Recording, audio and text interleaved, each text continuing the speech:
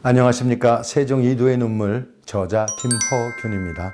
여러분 지난주까지 제 강의 열심히 따라하셔서 정말 감사드립니다. 여러분들께도 아마 귀한 시간이 되셨으리라고 생각합니다. 이렇게 강의를 하면서 그러면 훈민정음이 천문학과 관련성이 있는데 천문학에 대한 얘기도 조금 해야 하지 않을까, 이렇게 또 조언을 해주셔서 제가 오늘은 천문학에 대한 얘기, 기본적인 거 몇 가지만 말씀드리고 가도록 하겠습니다. 먼저 태양계의 구성은 여러분들도 잘 아시다시피 수성, 금성, 지구, 화성, 목성, 토성, 천왕성, 해왕성, 과거에는 명왕성까지 이렇게 행성에 포함되어 있었죠. 그러나 지금은 명왕성이 행성에서 빠졌죠. 자, 그러면 오늘은 이러한 행성, 제가 말씀드렸던 해와 달, 그리고 목화, 토금수, 우리 천문학으로는 칠정산, 그리고 우리 별자리로는 천문 28수, 서양의 별자리로는 황도 12궁, 이렇게 분류가 되는데요. 간단하게 제가 짚고 넘어가면서 재미난 얘기들을 포함시켜서 강의를 하도록 하겠습니다. 자, 다음 장 보시면 태양계 행성에 대해서 표시가 되어 있는데요. 태양계는 수성부터 말씀드린 대로 해왕성까지 되어 있습니다. 행성보다 작은 태양계의 행성은 외행성이라고 했고요. 외행성은 외소 행성이라고 이렇게 표현을 했습니다. 그래서 명왕성, 세레스, 하우메아, 마케마케, 에리스, 이렇게는 외소 행성으로 포함이 되었습니다.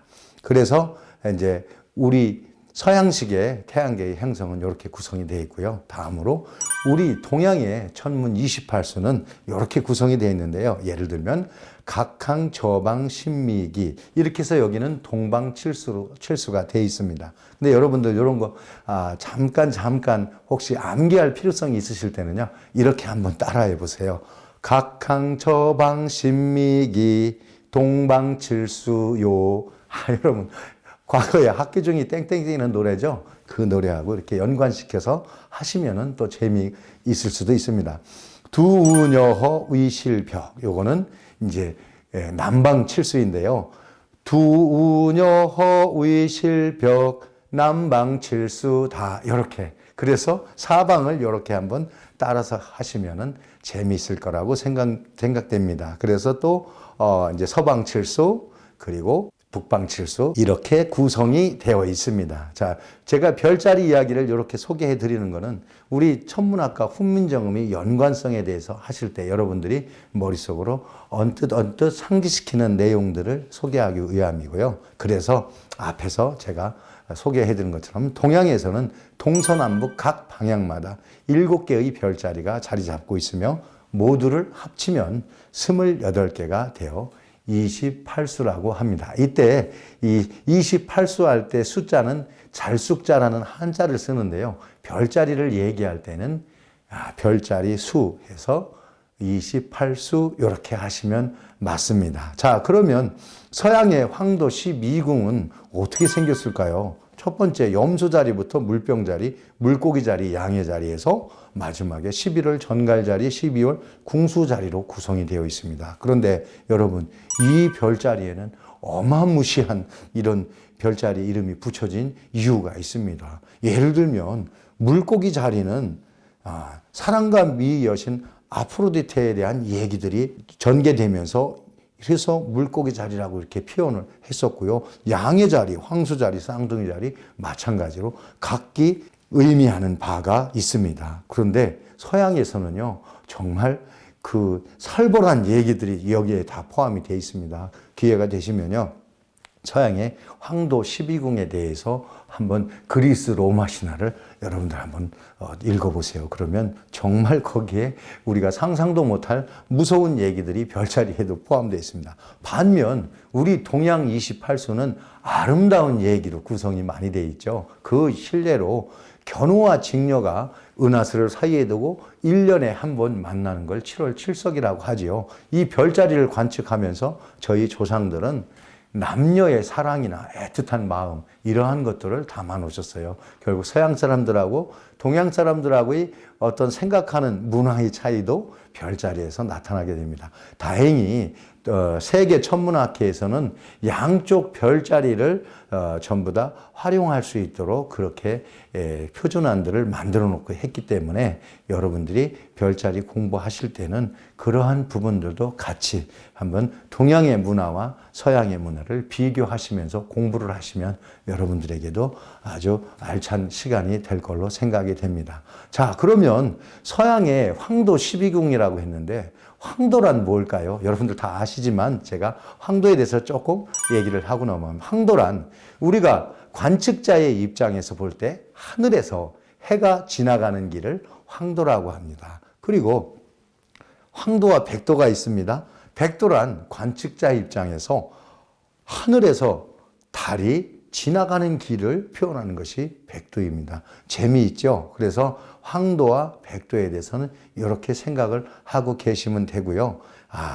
제가 앞에서 행성을 설명을 드릴 때 갑자기 명왕성이 사라졌다라는 얘기를 했죠. 명왕성이 왜 사라졌을까요? 명왕성을 행성에서 제외한 이유가 있습니다. 원래 명왕성은요, 1930년 클라이드 톰브에 의해 태양계의 9번째 행성으로 발견되어서 천문학회에서 명왕성을 행성으로 받아들였습니다. 그랬는데 명왕성이 하는 행위를 보니까 이거 너무 이 녀석이 튀는 거예요. 첫 번째, 명왕성은 작습니다. 외소 행성이에요. 명왕성의 같은 행성이 다른 위성 속에서도 여러 개가 나타나는 거예요. 그래서 명왕성은 달의 크기의 3분의 2밖에 안 돼요. 그래서 이제 과학 장비가 자꾸 발전되면서 명왕성을 어떻게 이것을 태양의 행성으로 볼 수 있겠느냐 고민을 많이 했어요. 그러다가 태양계의 다른 행성들의 공전 궤도를 관찰하게 되었는데 다른 행성들은 거의 원 모양에 가깝게 공전을 하는데 명왕성이라는 녀석은 공전 궤도가 길쭉한 타원 모양이에요. 그러다 보니까 어떤 때는 토성의 공전 궤도를 명왕성이 침범할 때가 있어요. 결국 토성보다 태양에 가까운 자리에 명왕성이 들어왔다 나왔다 할 때가 있어요. 이거는 아까 타원형으로 그려졌기 때문에 그렇다고 그랬죠. 그래서 학자들이 더 고민을 하게 됐죠. 그러다가 이제 명왕성과 비슷한 천체들이 궤도 바깥에서 돌아가는 형태하고 명왕성과 중복이 되고 겹쳐지고 막 하니까 유럽 천문학계에서 드디어 나섰던 거예요. 우리 세계 천문학회에 이 명왕성은 우리 행성에서 좀 제외했으면 좋겠다라고 의견을 제시한 거예요. 그래서 카이퍼 벨트, 즉 해왕성 궤도보다 바깥에서 태양을 공전하는 고리 형태의 천체가 도넛 모양으로 밀접한 영역에서 명왕성과 비슷한 조건의 개체들이 수조 개의 천체로 이러한 조건의 명왕성과 비슷한 별들이 많기 때문에 이거는 어쩔 수 없이 명왕성은 좀 제외시키자. 그래서 결국에는 유럽 천문학계의 의견을 세계 천문학회가 따르게 됩니다. 제가 설명을 이렇게 드렸지만 이거 여러분들 이미 다 알고 계신 얘기죠. 그래서 제가 그냥 여러분들 복습하는 차원에서 말씀드렸습니다. 네. 그리고 우리가 달이라고 하죠. 근데 달이란 무엇입니까? 근데 이런 얘기들은 아마 잘 들어보지 못하셨을 수도 있어요. 태양계의 행성을 도는 위성을 달이라고 원래 표현을 하는 것이 맞습니다. 그렇다면 달은 우리 지구에만 있을까요? 아닙니다. 화성에도 달이 2개가 있고요. 우주탐사선 보이저 1, 2호가 도달한 이후에는 달이라는 개념이 어마어마하게 숫자로도 늘어났고요. 그 개념도 포괄적으로 늘어나게 됐던 것입니다. 그래서 달과 목성과 토성에는 이러한 위성들이 많다라는 것을 과학자들이 알게 되었습니다. 그래서 위성의 정의를 다시 정립해야 될 필요성을 느끼게 되었던 겁니다. 그런 다음에는 천왕성의 위성은 해왕성의 위성도 다수 관찰됨으로써 달, 즉 위성은 정의하기가 모호해진 겁니다. 그래서 결국에 달이라는 의미를 정의할 때 이제 정말 과학자들도 그 의미를 정하는데 여러 가지 골치 아픈 일들이 많아지게 되었던 겁니다. 다행히 우리 행성 중에 수성과 금성은 위성이 없습니다. 그러면 이러한 위성들이 달로 표현이 되는 것은 몇 개나 있을까요? 현재까지 알려진 거로는 목성은 약 80여 개, 토성은 약 89여 개의 많은 위성들이 있습니다. 그러니 여러분, 달은 우리가 생각하는 그런 의미로서의 달과 혹은 다른 행성에서의 궤도에 주어진 달과는 의미를 여러분들도 한번 다시 상기해 보실 필요는 있습니다. 자, 그런데 이 달은요, 정말 중요한 일들을 하고 있어요. 그 중에서 우리 지구의 달, 우리가 알고 있는 저 달을 한번 예를 들어볼게요. 우리 지구에서 달이란 우리가 알고 있기로는 또 하늘에 보이는 저 달만 생각을 하죠. 근데 과학 장비가 좀 더 좋아지면서 더 놀라운 사실이 발견됐어요. 달이 지구에도 2개가 있는 거예요. 근데 그 중에 하나의 달은 너무 크기가 작아요. 그래서 실제로 태양계를 도울 때 그것이 흑점처럼 작게 보여지거나 혹은 보여지지 않기 때문에 우리가 그거를 달로 인식하지 못하고 있는 겁니다. 자, 그러면 우리가 얘기하는 달에서 이루어지는 일들이 있습니다. 그게 바로 일식이라는 건데요. 일식은 행성과 의성이 서로 영향을 주면서 발생할 수 있는 현상을 일식이라고 합니다. 이러한 일식에는요, 개기일식과 금환일식, 부분일식으로 구분이 됩니다. 개기일식은 완전히 달과 태양이 하나로 겹쳐져서 태양을 일시적으로 가리는 그러한 행성의 움직임을 말하는 거고요. 그 다음에 금환일식은 오히려 달이 지구를 돌 때 타원형으로 돕니다. 그런데 달이 타원형으로 돌 때 가장 지구로부터 멀어졌을 때 일식 현상이 일어나면요, 달이 태양을 완전히 못 가려요. 지구로부터 멀어진 데에서 태양을 가리고 있기 때문에 태양의 테두리 부분이 잘 가려지지 않기 때문에 마치 반지꼬리처럼 보이게 돼 있어요. 그래서 그것을 금환일식, 고리 환자를 써서 금환일식이라고 하는 거고요. 그리고 달이 태양과 일직선상으로 서지를 못하고 약간 비켜서 있거나 아니면 우리가 이 반경 100km 이내에서 태양을 가려진 거를 개기일식이라고 본다면 그 주변에서 태양을 완전히 가리지 못한 형태를 부분일식이라고 하는 겁니다. 자, 그래서 제가 이렇게 일식이란 하고 간단하게 설명을 드렸고요. 지금 보조 화면으로 태양과 달과 지구의 위치가 이렇게 나갔습니다. 그래서 달이 지구와 태양 사이에 끼어서 일시적으로 달이 태양을 가리는 현상, 이러한 현상을 일식이라고 하는 겁니다. 보름달이나 금음달에 일식 현상이 항상 나타나지 않는 이유는 뭘까요? 왜냐하면 지구가 태양 주위를 도는 공전 궤도면과 달이 지구 주위를 도는 공전 궤도면이 살짝 어긋나 있기 때문에 매번 그런 일들이 벌어지진 않는 겁니다. 그래서 우리에게는 선물이라고 할 수 있지요. 자, 개기일식이 나타나는 그럼 빈도는 얼마나 될까요? 자, 개기일식은요, 지구상에서 3년에 2번씩 발생합니다. 그런데 똑같은 장소가 아니고 물론 다른 장소에서 이러한 현상이 일어나겠죠. 그러면 달이 태양을 가려서 달 그림자가 생기는 반경을 좀 전에 100km라고 했죠. 그래서 지구에서는 그 달 그림자가 생기는 반경 100km 위치에서만 이러한 개기일식을 볼 수 있기 때문에 결국 3년에 2번이 발생이 되는 겁니다. 근데 지금은요, 워낙 교통수단이 발달되다 보니까 과거에는 내가 한 지역에서 한번 개기일식을 보면 예를 들면 몇백 년을 기다려야지 그 완전한 개기일식을 다시 볼 수 있었어요. 근데 지금은 그렇지 않습니다. 예를 들면 칠레에서는 일식 현상을 볼 수 있었거든요. 그래서 칠레에서는 어떻게 그 많은 관광객들을 유치하기 위해서 우리 칠레 지역에서 개기일식이 일어난다 하는 것을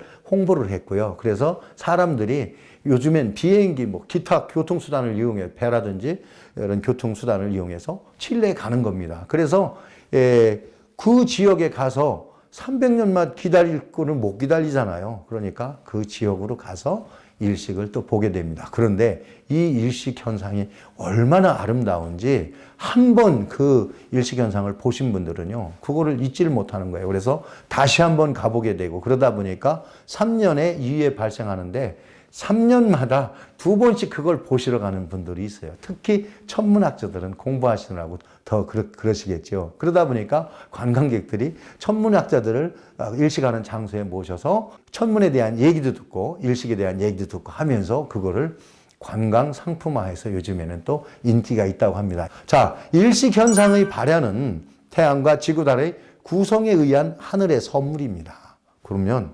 태양과 달의 크기는 관측자의 입장에서 겉보기가 거의 같습니다. 그렇다고 태양과 달이 크기가 같을까요? 아니죠. 이거는 우리 초등학교 어린아이들도 천문에 관심 있는 어린아이들도 정확히 다 알고 있는 내용이지만 제가 또 재미있게 한번 좀 설명을 해드려 볼게요. 지구로부터 태양의 거리는 약 1억 5천만 킬로미터입니다.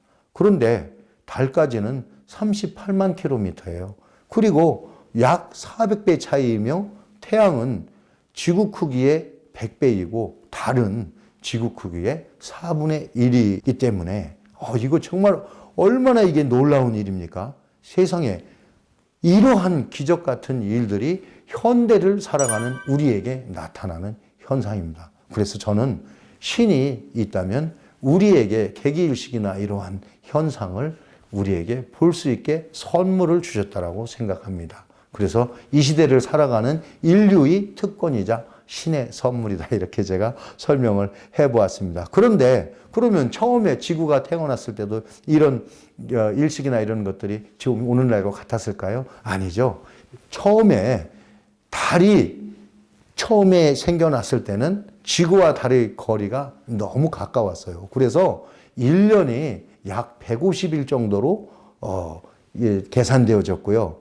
그러니까 당연히 하루는 10시간에서 12시간밖에 안 됐어요. 그러면 과거에는 지금은 24시간이 하루인데 과거에는 10시간에서 12시간이 하루였다는 겁니다. 그리고 1년이 150일이었다는 겁니다. 자, 왜 그렇게 됐느냐? 자전과 공전의 빈도가 과거에는 오늘날보다 거의 2분의 1배 차이로 빠르게 돌아갔던 겁니다. 그래서 현재의 우리가 지금 사는 세상에서는 공전과 자전이 24시간에 딱 맞춰져 있어요. 그래서 달은 공전과 자전이 24시간으로 딱 맞춰 있다 보니까 우리가 달을 볼 때는 매일 달의 앞면만 보는 겁니다. 그래서 요즘에 가끔 우주과학 시대를 하면서 달의 뒷면 쪽으로 착륙을 시도하고 뒷면을 또 조사하고 관찰하기도 하지요. 그래서 우리는 매일 달의 앞면을 보고 있지만 이것마저도 신이 내려준 선물입니다. 자, 그렇다면 달은 지금 현재 위치에서 어떻게 지금 우리 지구와의 거리가 진행이 되고 있을까요? 점점 멀어지고 있습니다. 그러다 보면 나중에는 아주 멀어져서 이제 달이 너무 멀어지다 보면 어떻게 될까요? 달의 크기가 작게 보이기 때문에 태양을 가리지 못합니다. 그러면 개기일식, 부분일식, 금환일식 못 보게 될 거예요. 그러나 여러분들 걱정하실 필요 없습니다. 그렇게 되는 날은 앞으로 약 10만 년 정도 걸린다고 합니다. 그러니까 저희 때는 달의 신의 선물인 우주의 그러한 순행 원리가 저희 때는 정확히 현재와 같은 원리로 돌아갈 것으로 생각이 됩니다. 자, 그러면은 이렇게 일식에 대해서 개기일식, 금환일식, 부분일식에 대해서 제가 설명을 드렸습니다. 자, 그러면 제가 조금 전에 달에 대해서 잠깐 언급을 했는데 조금만 더 얘기를 해볼까요? 지구와 달의 탄생시 거리는 현재보다 훨씬 가까웠다라고 아까 얘기했죠. 그리고 지구의 자전 속도는 현재보다 훨씬 빨랐다고 했죠. 그래서 시간도 하루에 10시간, 12시간 이런 개념이 있었다고 그랬죠. 그래서 우리가 옛날 우리 조상들이 천문 관측하고 했던 기록에 있어서 1년을 340일로 받고 1년을 10달로 받고 하는 이런 현상도 바로 제가 이렇게 설명드린 이런 현상들에 준하는 그런 얘기라는 것을 여러분들 꼭 기억해 주시기 바랍니다. 자, 약 46억 년 전에는 10시간이 하루가 10시간이었습니다. 이거 기억해 주시고요. 그리고 달은 1년에 지구로부터 3.8cm씩 멀어집니다. 그러므로 앞으로 그러니까 이전에 46억 년 전에는 지구에서 볼 때 달이 정말 크게 보였을 겁니다. 그러나 그때 우리 그 조상들이 그 남겨놓은 기록이 없어서 정확히 알 수는 없지만 그랬을 거다라고 추정합니다. 그것이 우리 현대 과학자들이 요즘에 와서 밝혀놓는 과학적인 그런 논설이기 때문에 저도 이렇게 한번 소개를 해봤습니다. 자, 그러면 지구에서 달이 점점 멀어지면서 현재의 달과 태양의 겉보기 크기가 거의 비슷해져서 우리가 일식과 이런 것들을 정확히 관찰할 수 있다고 했지 않습니까? 그래서 제가 이러한 부분들을 선물이라고 했지 않습니까? 하늘이 주신, 저 우주가 주신 선물이 이러한 일식과 같은 그런 거예요. 세종대왕 시절에서는 근데 이것 때문에 곤욕을 치른 사람들도 있어요. 누구냐면 고려시대의 서운관이 조선에 오면서 이제 관상감으로 바뀌게 되죠. 관상감에서 일식 시간을 잘못 추정한 우리 과학자들이, 천문관들이 그 인자하신 세종대왕께 곤장을 맞았답니다. 왜 그랬을까요? 당시에 이 왕권은 즉 달력을 만들어서 백성들이 농사를 잘 짓게 하기 위해서였습니다. 그런데 이러한 천문 관측이 틀려지면 백성들이 왕을 신뢰하고 왕의 그 하늘을 기록한 달력을 가지고 농사짓기에 불안감을 느끼지 않겠습니까? 그래서 그거는 왕에게는 절대적인 권한이었어요. 그래서 세종은 그 어려운 상황에서도 중국의 눈을 피하면서 간이대도 설치하고 관상감을 만들고 우리의 칠정산, 우리의 조선의 하늘을 갖는 칠정산을 만드셨고요. 또 그리고 선대왕인 태종대왕께서 우리에게 천상열차 분야지도라는 것을 세상에 내놨죠. 그런데 천상열차 분야지도는 조선시대에 만들어진 게 아닙니다. 사실은 고려시대에 이러한 것들이 벌써 있었고요. 그 이전에, 고려시대 이전에 우리가 부여라는 역사, 그리고 고조선이라는 역사, 그리고 배달국이라는 역사에서도 이러한 관측 기록이 다 있었던 거예요. 그것을 우리 조선이 사실 역성혁명으로 해서 새로운 정권을 잡게 되었고요. 그것을 정당화하기 위한, 즉 왕권의 권위를 세우기 위해서 만들어진 게 천상열차 분야지도인데 그것이 오늘날의 천문 관측 자료와 거의 유사하게 맞아 들어간다는 거죠. 그만큼 우리 조상들이 하늘을 보는 그런 능력이 뛰어나셨다라고 볼 수가 있습니다. 자, 그 원리를 적용하여 우리에게 훈민정음을 반포를 하신 거고, 우리 세종대왕께서는 이러한 천문 현상을 목화, 토, 금, 수, 해와 달 여기에 맞추셔서 훈민정음을 만드셨고요. 그 학문은 예전에 있던 학문, 태우복희의 하도라는 학문과 맞물려서 정말 톱니바퀴가 잘 돌아가듯이 목화, 토, 금, 수의 우리의 자음과 모음의 배열을 정확히 해놓으셨던 겁니다. 제가 오늘 이렇게 재미난 얘기 조금 하면서 목화, 토, 금, 수에 대해서 훈민정음과 연관성 요것을 여러분들 상기하실 수 있도록 조금만 소개했는데요. 자, 앞으로는 제가 훈민정음의 세종대왕께서 문헌으로 남겨놓으신 이 내용과 즉 이어지는 강의에서 이러한 내용들을 접목시키면서 다시 한번 제가 설명을 해드리도록 하겠습니다. 그만큼 우리 세종대왕께서는 문자를 만드실 때 정말 과학적이고 체계적으로 만들어 놓으셨던 겁니다. 제가 다시 한번 강조를 드렸던 겁니다. 자, 이쯤에서 저는 다시 한번 세종대왕께 정말 존경의 의미로 세종대왕 만세라고 하지 않을 수 없습니다. 오늘 강의를 마치기 전에 제가 다시 세종대왕 만세, 세종대왕님 최고, 세종대왕님 최고 이렇게 외치면서 여러분들 오늘 강의를 여기서 일단락 짓도록 하겠습니다. 지금까지 세종 이두의 눈물 저자 김호균이었습니다.